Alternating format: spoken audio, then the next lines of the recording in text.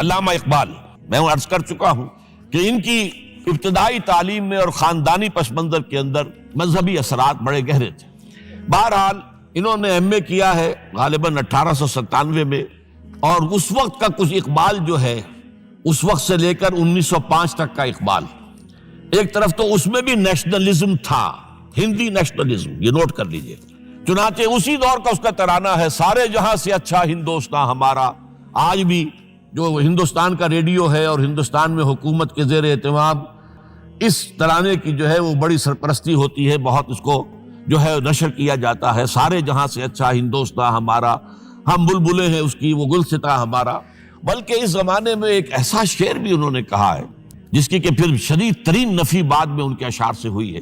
انہوں نے ایک نیا شوالا کے نام سے جو نظم لکھی کہ سچ کہہ دوں اے برہمن گر تو برا نہ مانے، تیرے صنم قدوں کے بت ہو گئے پرانے۔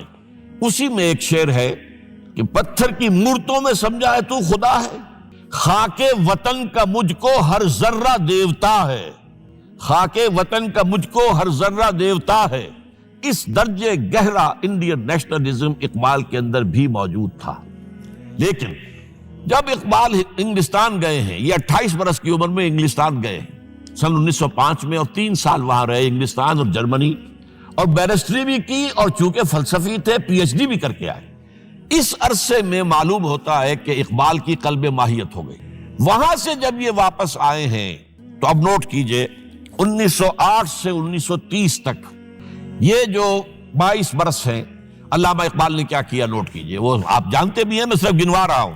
اسلام کے نظام فکر اور فلسفہ اور حکمت کو بیان کیا، اپنی شاعری کے ذریعے سے بھی، اپنی نثر کے ذریعے سے بھی۔ قرآن کی ایک نہایت جدید اور بہت عمدہ تفسیر، اگرچہ تفسیر کے نام سے آپ کو کہیں تفسیر اقبال نہیں ملے گی، لیکن کلام اقبال خود تفسیر ہے، خود دعویٰ کرتا ہے کہ میرے پیغام میں سوائے قرآن کے اور کچھ نہیں ہے۔ گر دلم آئی نئے بے جوہر است، ورب حرفم غیر قرآن مزمرست، پردہ ناموس فکرم چاک کن، این خیابہ راز خارم پاک کن۔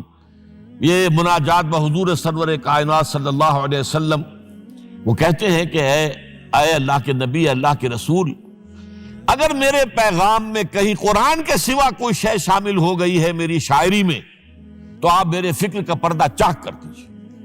روز محشر خار و رسوا کن مرا، اور قیامت کے دن مجھے ذلیل و خوار کیجیے گا، اور بے نصیب از بوسہ پاکن مرا، اور مجھے اپنی قدم بوسی سے محروم کر دیجیے گا۔ یہ بات کہہ رہا ہے، اس کا دعویٰ ہے، اس نے جو کچھ کہا قرآن سے کہا۔